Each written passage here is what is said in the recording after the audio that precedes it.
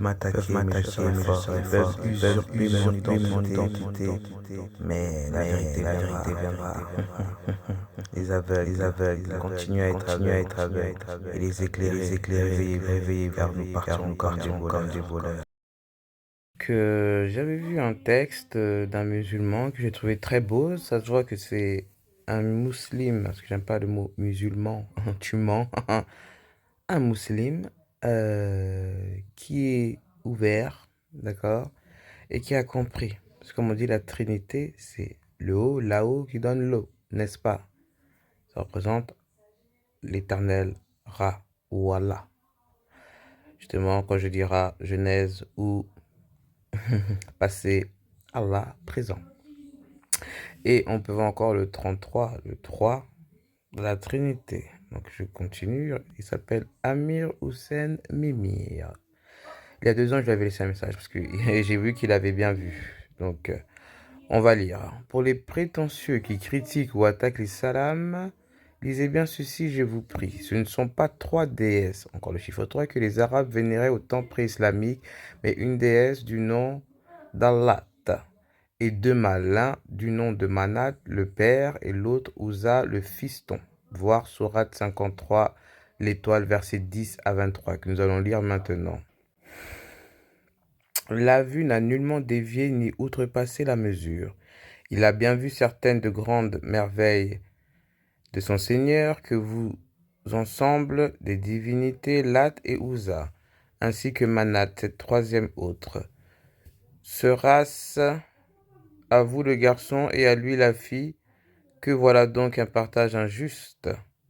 Ce sont que des noms que vous avez inventés, vous et vos ancêtres. Allah n'a fait descendre aucune preuve à leur sujet. Ils ne suivent que la conjoncture et les passions de leur âme, alors que la guidée leur est venue de leur Seigneur. La guidée, n'est-ce pas? On continue. Les Arabes, avant l'arrivée de l'islam, étaient des trinitaires comme beaucoup d'autres civilisations avant eux. Ce ne sont que des reliquats, des plagiats tels que Isis, Osiris et Horus. Dans l'Égypte ancienne, chez les Hébreux du temps de Pharaon, ou encore, j'aime pas quand on dit du temps de Pharaon, il n'y a pas de nom à côté, parce que Pharaon ça veut dire roi. Ou encore Jésus, Marie, Joseph, du temps des premiers chrétiens, la Vierge Noire. Une conférence de Frédéric Mariès pourrait vous aiguiller et vous aidera beaucoup à comprendre la profonde réalité, à méditer sérieusement. Le Coran répond absolument à tous vos discours sans fond, non approfondis et casse tous les mythes. Même au sein de l'islam, des hadiths, paroles soi-disant rapportées par le prophète Mohammed, paix et salut d'Allah, pas d'Allah sur lui. La pierre noire à l'angle de la Kaaba a une forme vaginale dédiée aux déesses Isis, qui est Marie, ou Allat. Ce sont les mêmes idoles à des temps différents seulement. Les portes d'entrée des églises, églisis, Horus et sa tête d'aigle, et des mosquées ont également une forme vaginale.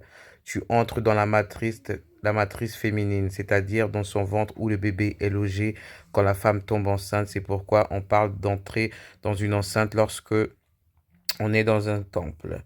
Et des clochers minarets symbolisent le phallus, c'est-à-dire la puissance masculine. Très très fort, vous avez vu? Parce que quand vous rentrez, c'est vrai, dans la porte, donc que ce soit à la mosquée, à l'église, à la synagogue, vous rentrez à l'intérieur et vous êtes comme des spermatozoïdes, des petits humains qui courent partout, hein.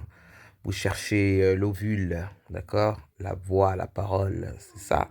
Et c'est vrai que les clochers, ça représente, on va dire, le phallus, c'est-à-dire, ouais. Le phallus, c'est-à-dire la puissance masculine. Et moi, j'aurais plutôt dit le clitoris. Là, voici la réalité que beaucoup de monde ont du mal à assimiler car trop aveuglés par les dérives sectaires et dogmatiques et qui en fin de compte ne prennent jamais la peine de relier religion, faire les liens, les ponts entre eux. Attendez. Que beaucoup ont du mal à assimiler car les dérives sectaires dogmatiques et qui en fin de compte ne prennent jamais le temps de religion, faire des liens, les ponts entre chacune des religions monothéistes pour ne parler que de celle-ci. Le diable a fait du bon boulot pour égarer les hommes loin de notre source primordiale. Merci pour votre lecture et que la paix soit sur les croyants véridiques et sincères. J'ai fait musulmans qui n'ont aucun problème avec la vérité, qui s'inclinent face à elle quand elle leur tombe dessus. Donc vous voyez, on en revient à l'Égypte, toujours. Parce que tout, c'est la base, d'accord? C'est le lait, la matrice. Et à la fin, vous attendez quoi? L'arche.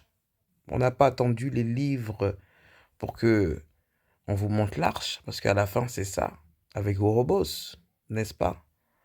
Donc là, comme les gens n'attendent pas Issa, vu que pour beaucoup, je le répète, Issa n'est pas un homme, Issa est l'épouse. Sur ça, les chrétiens savent.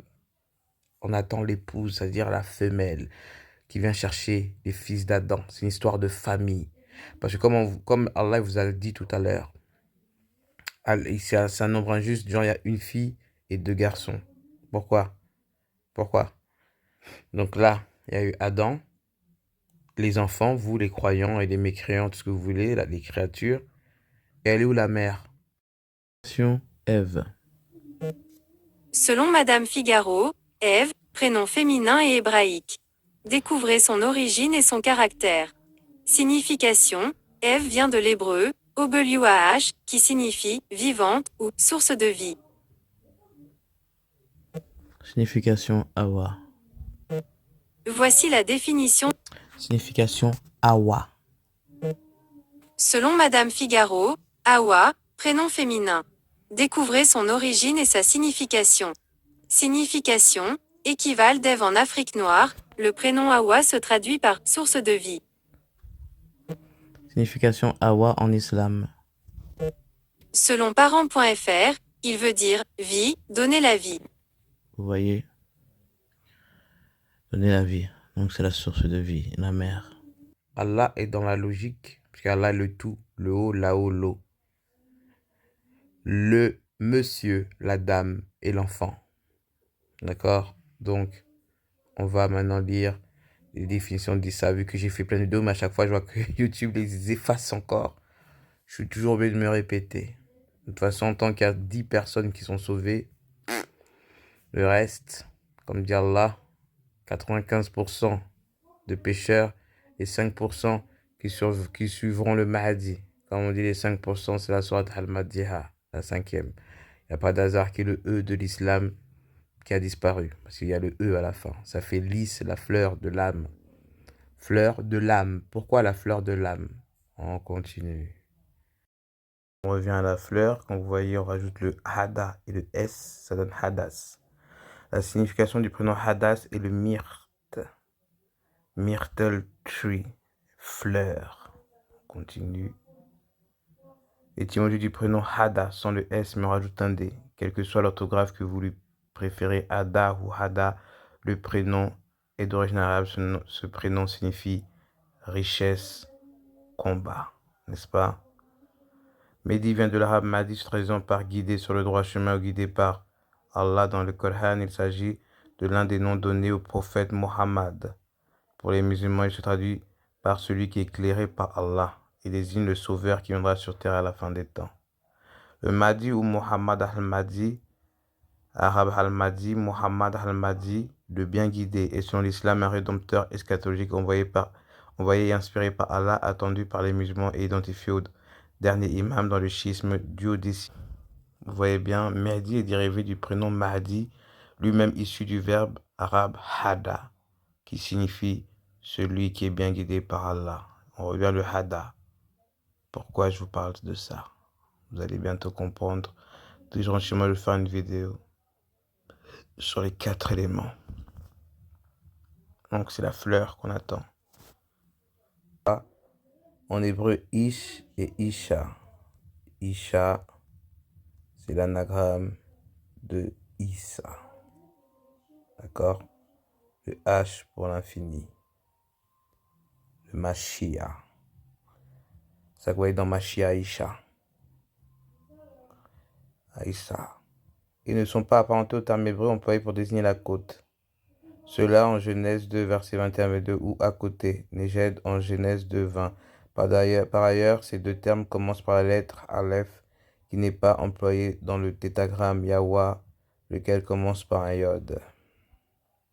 Isha, femme, Ish, homme, 27. Dans ces versets, trop souvent utilisés comme justificatif d'une condition inférieure de la femme, la langue hébraïque semble a priori au service du récit biblique qui est souligné que la femme Isha est prise de l'homme Ish. Isha, sexe mixte. Isha, d'origine hébreu, est un prénom populaire pouvant être porté par une personne de sexe masculin et féminin. Les personnes ayant le prénom Isha peuvent être originaires d'Israël. Signification du prénom Isha. La signification du prénom Isha est la déesse de la décision. The ruling goddess. Femme, woman. Vous croyez qu'Allah fait des erreurs? Étymologie du prénom Isha. Et l'origine sanskrit, il veut dire Seigneur. Donc dans l'histoire, c'est qui a raison? Ce sont les chrétiens avec Jésus ou les Indiens et tous les autres avec Isha. Prénom date vient du diminutif de Isa, belle, de l'arabe Issa, équivalent de Jésus. Issa, féminin, prénom féminin français. Issa, prénom masculin d'origine arabe. Prénom de l'arabe Issa, Jésus, provenant probablement de la forme syriaque, araméenne, orientale de Jésus, en l'occurrence Isho. Cependant, une autre raison est donnée par les auteurs du Coran, les historiens. Le nom d'Issa donné à Jésus vient du nom donné par les Juifs talmudiques à Jésus. Vous voyez, Ésaü en raison de la couleur rousse. Ésaü est du rouge des papes romains. Le rouge, c'est le Dajjal. Donc, le Messie, d'accord? Hébreu, Machia, judéo-araméen, babylonien, Meshia, grec ancien, qui veut dire le oint, représente une figure centrale de la foi juive. Dans les prophéties dans la Bible hébraïque, on annonçait qu'un homme issu de la lignée du roi amènerait à la fin des... Mais attendez. Là, il s'en dévie là. On sait qu'un homme issu de la lignée du roi David amènera à la fin des temps une ère de paix et de bonheur éternel dont bénéficierait la nation israélite et le monde qui s'élèverait avec ses croyants. Donc, vous voyez très bien que on dit Halmasi Meshiha. Mais pourquoi ils n'ont pas vu que Shia, c'est Isha? Ma Isha. Je reprendrai toujours. On dit ça veut dire le oint. D'accord. Shia, ça veut dire le oint en vrai. N'est-ce pas? Attendez. Signification du mot Christ. Selon Wiktionnaire, via le latin Christus, du grec ancien Christos, Christos, de Christos, Christos, oint, traduction de l'hébreu Messie, oint, et par extension, personne consacrée par une onction de Dieu. Les chrétiens ont attribué ce nom à Jésus. Donc là, on vous dit que ce sont les chrétiens qui ont attribué ce nom à Jésus. Donc, c'est-à-dire Jésus, oint. D'accord? Il est où l'article? Parce que quand Allah envoie des messagers, il y met un article. Allah, il met un article. Excusez-moi, Allah, il met un article. Donc, Christ, ça veut dire oint. Machia, ça veut dire oint. Donc, il devrait s'appeler déjà Yahusha. N'est-ce pas? Puisque Christ, ça veut dire oint.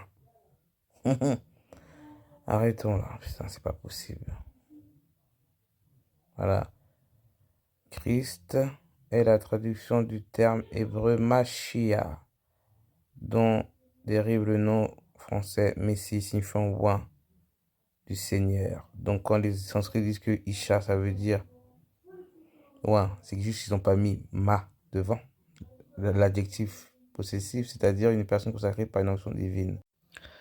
C'est pour ça qu'on vous dit que les écrits ont été amenés en langue claire, afin que je puisse voir. Parce que quand vous dites Issa, Mohammed sait que je dois utiliser l'anagramme. Pourquoi l'anagramme? On va anagrammer aussi le nom anagramme. Parce que Issa, je le répète comme une ancienne vidéo, c'est Sia. Donc là, je vais vous ramener dans la genèse de la signification de Sia et le Hu. D'accord? Ce qui est mon esprit et mon corps. C'est parti.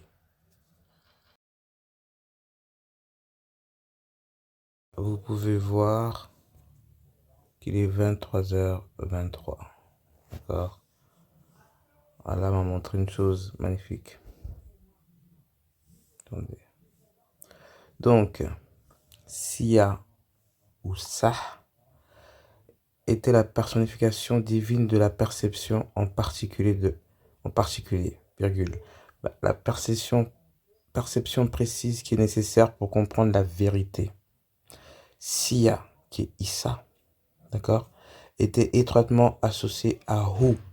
Et le Hu que vous voyez, c'est Muhammad. D'accord? Le Hu, ça veut dire Hu Adam, en vrai. C'est-à-dire Hu Adam M. 13. D'accord? Donc, et Hu représente la personnification d'un énoncé soutenu par la vérité et l'autorité. C'est pour ça que Muhammad, qui est le Hu, était digne et a été créé par Allah pour ramener la vérité avec l'autorité. Et les deux apparaissent souvent ensemble dans les textes de la pègre. C'est pour ça que quand on vous dit que dans la Bible, le Christ, le oint, a dit qu'il y aura le Hu, qui est Muhammad, c'est la vérité. D'accord? Parce que ça fait le 83, c'est la vérité. Et le Hu annonce Issa, Sia. D'accord? Ça fait, même si vous n'avez pas entendu ce mot, c'est comme ça fait la fille et l'homme, et le garçon, la femme et l'homme. D'accord? Vu que Muhammad représente Adam, le père de la nation, Sia représente Hawa, la source qui amène, la source de vie qui a été, que Hawa vous apporte, donnée par l'Éternel et les écrits du Hu, car le Hu a laissé les écrits. C'est ça qu'on dit Ré, comme je dis que Sia c'est Ré, moi je suis Ré. J'ai su savoir la cité, c'est-à-dire les messages de la cité sûre. C'est ça qu'on dit ressuscité. D'accord? C'est des jeux, ce n'est même pas votre niveau, mais je le place parce que je sais que toi, Macron, tu me regardes. Je le sais, je te vois. T'inquiète pas. Moi, je me fous que les gens ils lisent, ils disent ah, elle est folle, tout le monde se prend. Je m'en fous. Allah Walem. Parce qu'il y a plein de gens autour dernier sont là pour bloquer ma mission. Mais ma mission, c'est juste récupérer les derniers d'Allah. Après, le reste, une fois que je suis parti, la lune, elle va se fondre, vous allez comprendre. Dès que vous voyez la lune va se fondre, c'est que je suis plus là. Inch'Allah. Si elle semble avoir été la plus importante des deux, peut-être parce que percevoir la vérité était considéré comme un préalable nécessaire pour parler avec autorité par rapport au Coran de Hu. Selon un mythe de la cosmologie héliopolitaine de l'Énéade, Sia et Hu sont nés des gouttes de sang versées par le phallus coupé du créateur Atum. Quand je vous dis phallus, je vous ai expliqué. Vous pouvez le voir, prendre comme vous voulez qu'on dise. Parce que les gens vont dire oui, astaghfirullah, goutte de phallus masculin. Non, ça représente le côté Pinocchio. Comme je vous dis, Allah nous a fait, moi je suis fait en chêne. D'accord? Et Ahmad est né et fait en boue, argile. C'est-à-dire que je suis l'arbre et il me tient. La terre. C'est technique. Vous ne connaissez pas. C'est pas votre niveau céleste. Moi, je prends pas des pincettes pour vous parler, je m'en fous. Franchement. J'ai pas le temps de ça là. D'accord. Sia et Hu sont nés de gouttes de sang versées par le phallus coupé de Atumra. Cela a été vu par certains comme une référence à la circoncision. Dans la cosmologie memphite, Sia et Hu représentaient le pouvoir créateur. D'accord? Mohammed vous a ramené le livre. Avec tout, il a fait sa mission propre et il est parti à 63. 6 plus 3, le 9. D'accord? Il est parti propre. Donc maintenant, j'ai tout lu. J'ai lu certains hadiths. J'ai lu à quelques fautes. On me dit, ouais, se prend pour qui? Je m'en fous. On verra. Vous avez vu comment vous avez rendu la terre? On verra. Déjà prier, parce que quand je vais me lever là, Macron, je vais commencer par toi.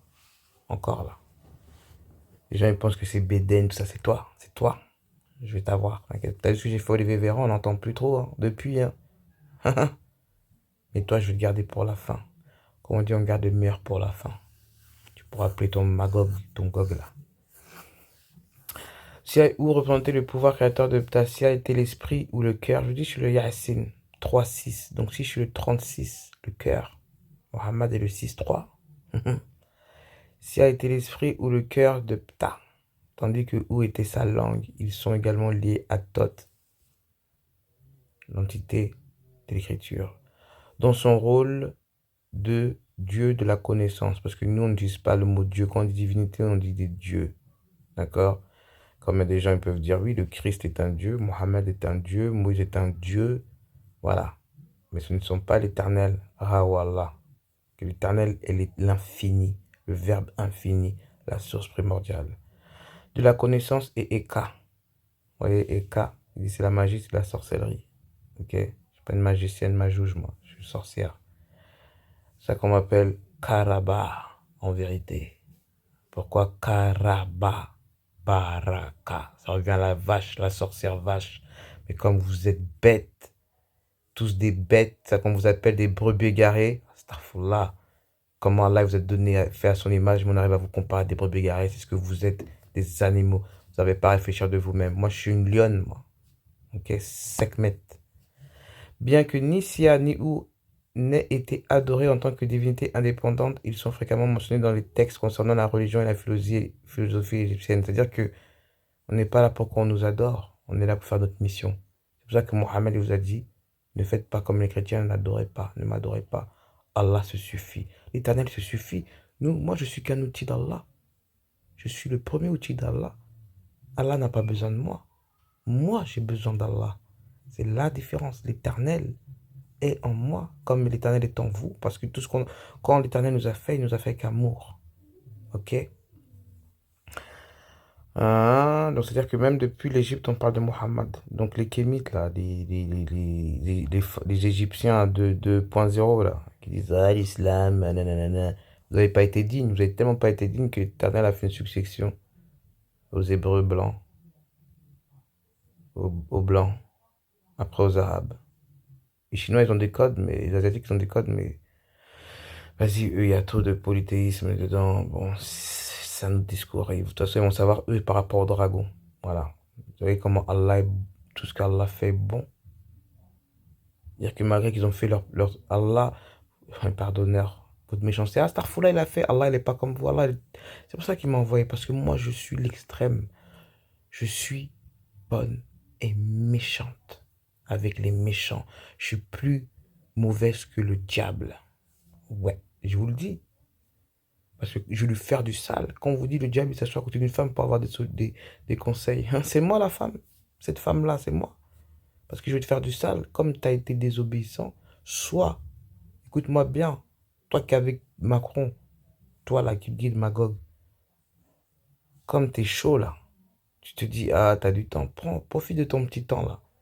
Je sais bien que moi je suis une dingue, frère. Je suis une dingue. On m'appelle Odin aussi, n'est-ce pas? Tu vas voir. Comme eux, je vais leur parler des livres parce qu'ils ne connaissent pas, mais vous savez très bien dans les runes, le Valhalla, je vais vous renvoyer là-bas, là. Vous allez voir. Parce que si je parle dans cette chaîne-là, je connais tous vos mythes là que vous avez fait. Mais là, je parle des plus importants parce que l'Éternel Rawallah m'a dit de parler des livres.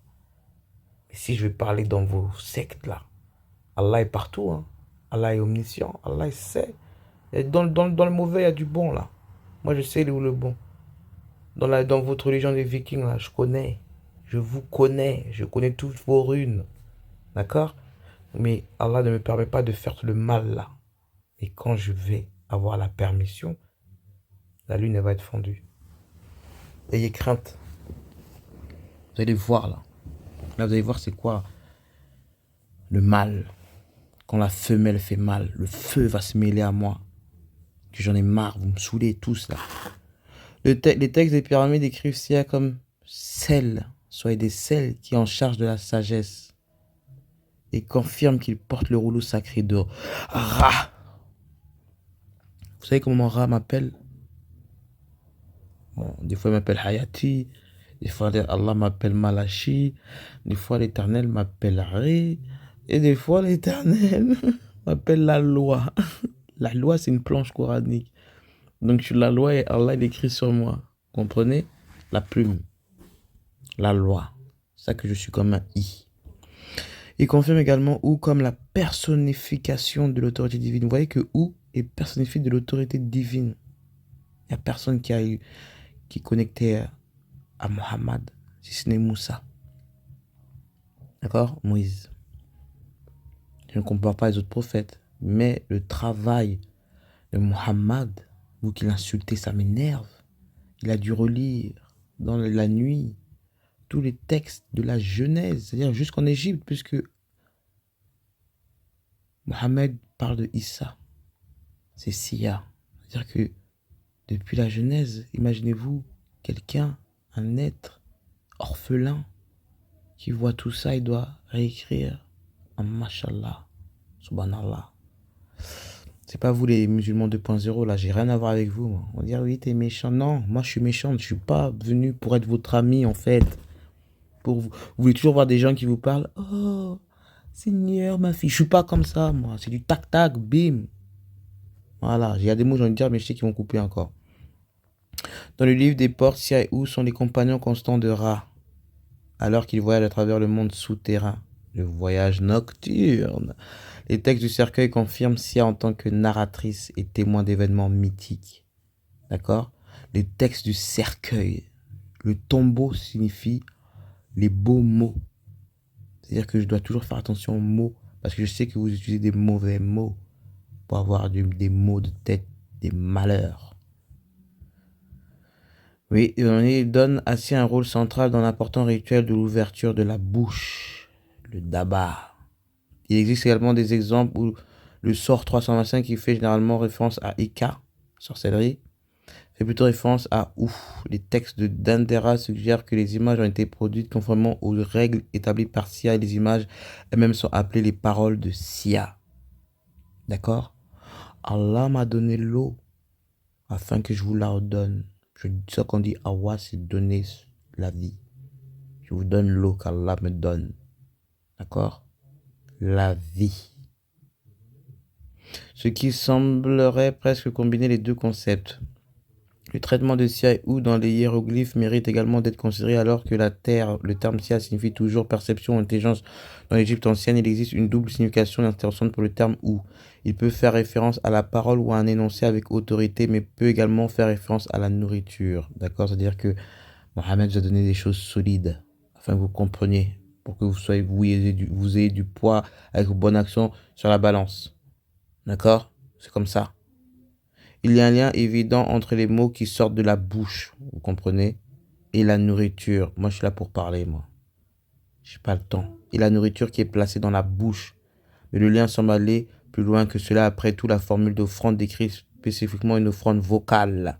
C'est ça que Mohammed est venu avec l'oral. Je vous ai montré. Le P, qui est la bouche. 17e lettre hébraïque. D'accord?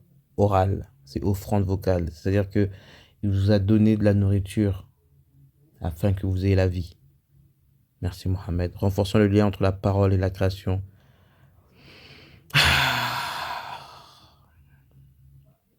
Mystique de substance.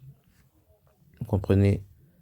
Donc, vos savants là, on verra à la fin des temps, Inch'Allah. Tous ceux qui se disent, oui, je suis nanana, on verra qui est qui. Parce que ce sera l'attaque du dragon. Moi, je suis un dragon. J'ai enterré le dernier dragon, qui était mon père. 6-9. Voilà. Donc maintenant, on va jouer. J'attends la patience. J'attends.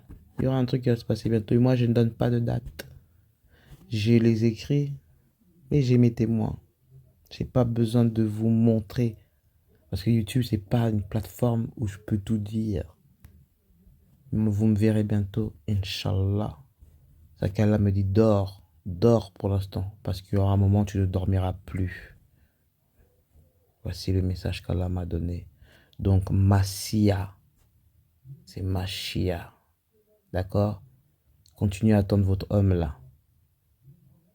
Quand il y aura le jour de l'événement de l'enlèvement, vous allez tomber dans l'obscurité. Parce que vous n'aurez pas cru. Ah, si j'avais su. Mais c'est fini, vous allez vous-même donner votre corps.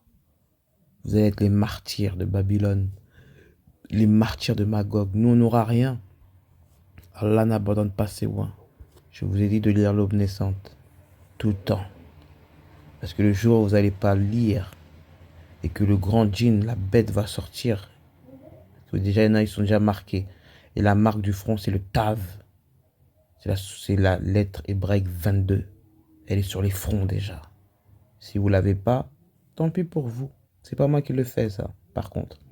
Le 22, c'est-à-dire pèlerinage. Dans la sourate. Mais dans l'alphabet, la marque hébraïque, le Tav, la dernière lettre, Otep.